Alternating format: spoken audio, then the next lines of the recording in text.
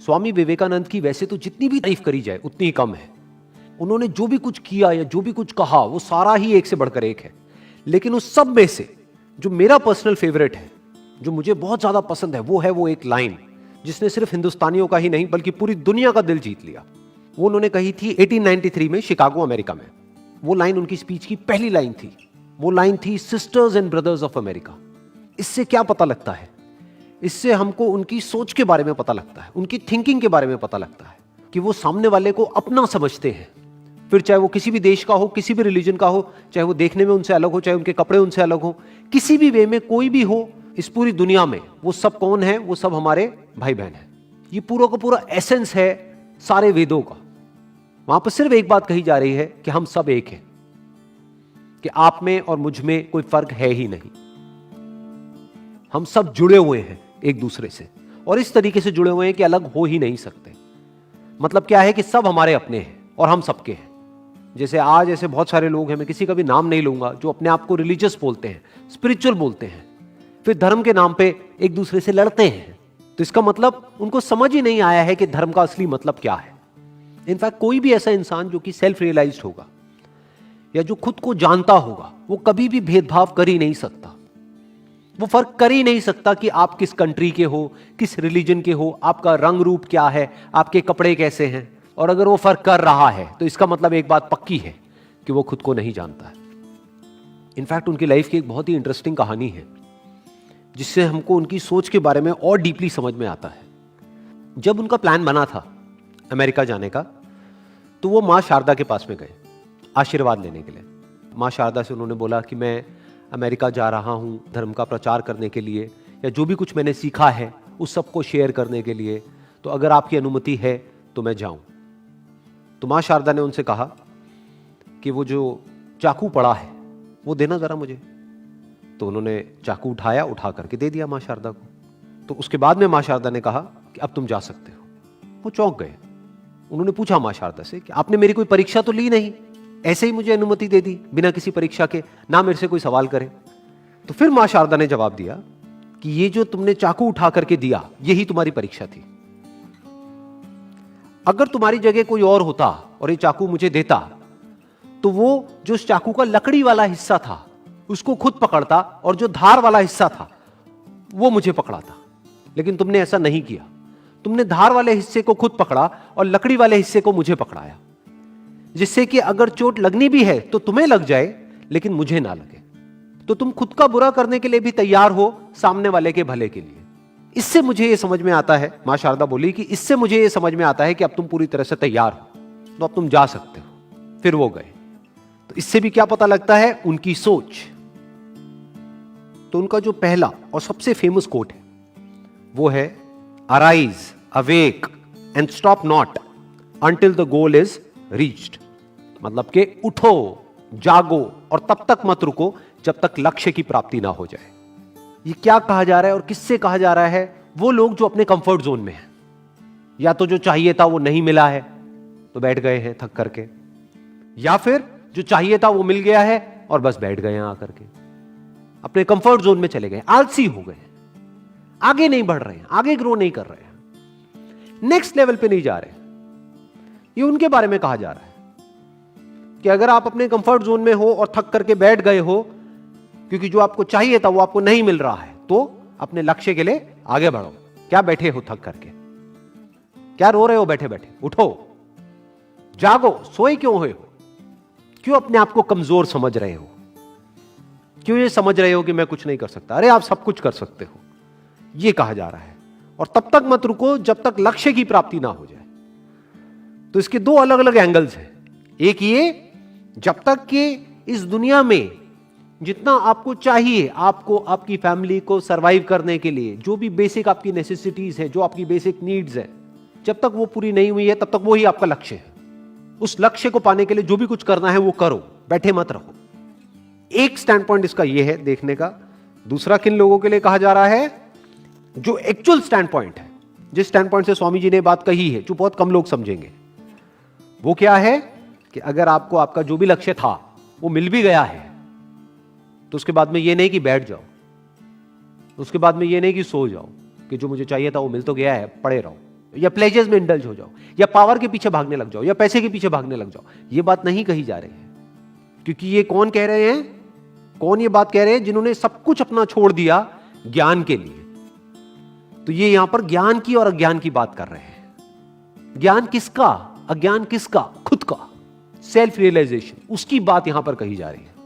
वो आपका असली लक्ष्य है। क्योंकि अगर पूरी जिंदगी सिर्फ अपना जो लालच है या जो अपनी जरूरतें हैं उसी में ही उलझे रह गए, तो ये कोई जिंदगी थोड़ी ना है। ये जिंदगी का लक्ष्य नहीं है। जिंदगी का असली लक्ष्य क्या है? Self knowledge, self understanding. उसकी बात यहां पर करी जा रही है कि चाहे आपको बाहर की दुनिया में कितना भी मिल जाए, लेकिन अभी आपका लक्ष्य पूरा नहीं हुआ है तो बैठो मत, सोते मत रहो, उठ जाओ। आपका लक्ष्य क्या है? खुद को जानना। और जब तक वो लक्ष्य पूरा नहीं हो जाता है, जब तक खुद को आप नहीं जान लेते हो, तब तक मत रुको। यही एक इंसान का लक्ष्य होना चाहिए और यही एक इंसान का सबसे बड़ा लक्ष्य है। क्योंकि अगर आपने पूरी दुनिया को भी जान लिया और खुद को ही नहीं जाना तो क्या जाना? अगर आपने पूरी दुनिया को जीत लिया, मैं कहता हूं दुनिया छोड़ो, पूरे ब्रह्मांड को जीत लिया, लेकिन अगर खुद को ही नहीं जीता, क्या जीता? तो आप जीत करके भी हार गए। और ऐसे एक नहीं, दो नहीं, बहुत सारे एग्जाम्पल्स हैं। अगर आप हिस्ट्री को उठा करके देखोगे, जिन्होंने पूरी दुनिया को जीत लिया लेकिन जीतने के बाद भी खाली के खाली अंदर से। और ऐसे भी आपको एग्जाम्पल्स मिलेंगे जिनके पास जो कुछ भी था उन्होंने वो सब कुछ छोड़ दिया, लेकिन उसके बाद भी वो जीत गए। क्यों? क्योंकि उन्होंने खुद को जीत लिया। तो उसकी बात यहां पर करी जा रही है। तो जिंदगी का असली लक्ष्य क्या है? खुद को जानना। जिसने खुद को जान लिया उसने सिर्फ खुद को नहीं जाना है, उसने भगवान को भी जान लिया। क्योंकि भगवान हमसे अलग नहीं है, भगवान हमसे दूर नहीं है, वो हमारे अंदर ही है। और इसी के साथ में एक और कोटेशन जुड़ी हुई है इनकी, you can not believe in God until you believe in your self. जो बात ये कह रहे हैं उस बात को एक और तरीके से भी कहा जा सकता है कि भगवान भी आपकी मदद तभी करेगा जब आप खुद अपनी मदद करने के लिए तैयार हो। जैसे इससे मुझे एक बड़ी इंटरेस्टिंग कहानी याद आ रही है। एक बार एक गांव में बाढ़ आ जाती है, तो वहां पर सब लोग डूबने लग जाते हैं, गांव में बहुत बुरा हाल हो जाता है। तो एक आदमी है, उसको तैरना नहीं आता है, वो अपने घर की छत पे जाकर के खड़ा हो जाता है। तो धीरे धीरे पानी बढ़ने लग जाता है। जब पानी उसकी छत तक पहुंच जाता है तो वहां पर एक नाव आती है, एक रेस्क्यू बोट आती है उसको बचाने के लिए। वो आती है, कहती है कि बैठ जाओ, अब ये पानी बढ़ने वाला है, तुम्हारी छत भी डूब जाएगी थोड़ी देर में। वो कहता है नहीं, मुझे तो मेरा भगवान बचाएगा।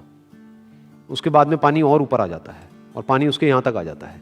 थोड़ी देर में एक हेलीकॉप्टर आता है।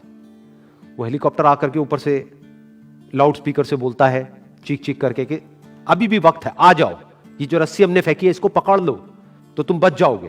वो कहता है नहीं, मेरे को इस रस्सी की जरूरत नहीं है, मुझे मेरा भगवान बचाएगा। वो डूब जाता है, मर जाता है। भगवान के पास में जाता है, जाकर के भगवान को बोलता है कि भगवान देखो, मैंने आप पे इतना विश्वास किया और आपने मुझे नहीं बचाया। तो भगवान खींच करके उसको थप्पड़ मारते हैं और भगवान कहते हैं कि एक बात बता, वो जो बोट भेजी थी वो किसने भेजी थी? वो जो हेलीकॉप्टर भेजा था वो किसने भेजा था? वो रस्सी फेंकी थी वो किसने फेंकी थी? वो सब मैंने ही तो किया था। अरे मूर्ख, तू भी तो कुछ कर, तुझे भी तो अपना हाथ बढ़ाना पड़ेगा। मैंने तुझे अपना हाथ दिया तो मेरा हाथ तो पकड़ कम से कम। तो अंधविश्वास से काम नहीं चलता है। यही फर्क है अंधविश्वास में और विश्वास में। विश्वास क्या है कि मैं अपनी तरफ से कभी किसी के साथ में कुछ गलत नहीं करता हूं, मैं अपनी तरफ से अपनी पूरी मेहनत कर रहा हूं, मैं सब कुछ सही कर रहा हूं, तो मेरे साथ में गलत कैसे हो सकता है? भगवान बैठा तो है। यह विश्वास है। अंधविश्वास क्या है कि मैं कुछ ना करूं, जो करेगा भगवान करेगा। यह आलसीपन है कि आप एग्जाम की तैयारी करो नहीं और बोलो भगवान को कि हे भगवान पास करा दे। ये क्या है? ये सिर्फ आलसीपन ही नहीं है, धोखाधड़ी है कि हे भगवान, ये मैं 11 रुपए का अभी प्रसाद चढ़ा रहा हूं, अगर मैं पास हो गया तो 101 रुपए का चढ़ाऊंगा। मतलब क्या? भगवान को रिश्वत दे रहे हैं और खुद तैयारी करी नहीं है। आप तैयारी करो और आपको कुछ और करने की जरूरत ही नहीं है, बाकी काम भगवान करेगा। यह कहा जा रहा है। अगर आप अपनी तरफ से मेहनत में किसी भी तरह की कोई भी कसर नहीं छोड़ रहे हो और फिर उसके बाद में कह रहे हो कि अब जो होगा वो तेरे हाथ में है, तो बिल्कुल ठीक है। लेकिन आप अपना काम नहीं कर रहे हो और कह रहे हो कि सब कुछ तेरे हाथ में है, तो आप चाहते हो कि आपका काम भी कोई और करे, तो ये धोखाधड़ी है। तो ये है एक एंगल इस कोटेशन को देखने का। इसका एक और स्टैंड पॉइंट हो सकता है, जिस स्टैंड पॉइंट से स्वामी जी इसके बारे में बात कर रहे हैं। वो क्या है कि आप भगवान को तब तक नहीं जान सकते जब तक कि आप खुद को ना जान जाओ, तब तक भगवान सिर्फ एक कॉन्सेप्ट रहेगा आपके माइंड में, एक आइडिया रहेगा, तब तक सिर्फ एक थॉट है भगवान। तो अगर आप पूजा करोगे भी तो अपने ही एक थॉट की पूजा करोगे। लेकिन जिस दिन आपने खुद को जान लिया मतलब सिर्फ बुक्स के थ्रू नहीं, एक्चुअल में एट एन एक्सपीरियंशियल लेवल खुद को जान लिया कि this is who I am, ये ही मैं हूं, तो वहीं पर आपको भगवान भी मिल जाएंगे। क्योंकि आप और भगवान अलग अलग नहीं हो। भगवान आपसे अलग नहीं है, भगवान आपसे दूर नहीं है। इनफैक्ट भगवान आपके इतना पास है जितना आप खुद भी अपने पास नहीं, जितना आपका थॉट भी आपके पास नहीं है, उससे भी पहले भगवान आपके पास में है। बिल्कुल इस तरीके से अगर मैं एक एग्जांपल दूं, जैसे एक लहर और पानी में जितना फर्क है, जितनी दूरी है, उतनी ही दूरी आप में और भगवान में है। लहर पानी से कितना दूर है? लहर को कहां जाना है पानी को पाने के लिए? लहर पानी ही है। तो यह बात यहां पर कही जा रही है। तो जब लहर ने अपने सच को देख लिया कि लहर कहीं भी नहीं है, दिख रही है, लेकिन लहर का जो एक्चुअल सब्सटेंस है, लहर जिसकी बनी है, लहर जिस पे टिकी है, जिससे बनी है, वो पानी है। तो वही पानी उस पूरे समुद्र का भी एसेंस है, वही सब कुछ है। उसकी बात यहां पर करी जा रही है कि अगर आपको भगवान के सच को भी जानना है तो पहले खुद के सच को जान लो। इस यूनिवर्स के सच को जानना है कि जो पूरा का पूरा यूनिवर्स दिख रहा है, इसका सच क्या है? तो उसका भी सिर्फ एक तरीका है, आपको खुद के सच को जानना होगा। यानी अभी तक मैंने जो कुछ भी कहा है, या ये जितनी भी कोटेशंस है, उन सबको सम अप किया जाए और एक लाइन के अंदर कहा जाए तो वो क्या होगा कि जिसने खुद को जान लिया, खुद के सच को जान लिया, उसने सब कुछ जान लिया। अब उसके लिए जानने के लिए और कुछ बाकी नहीं। Wish you all the best. Thank you so much.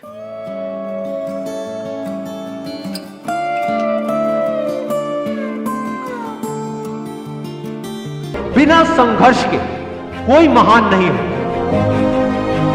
पत्थर पर जब तक चोट ना पड़े, पत्थर भी भगवान नहीं है।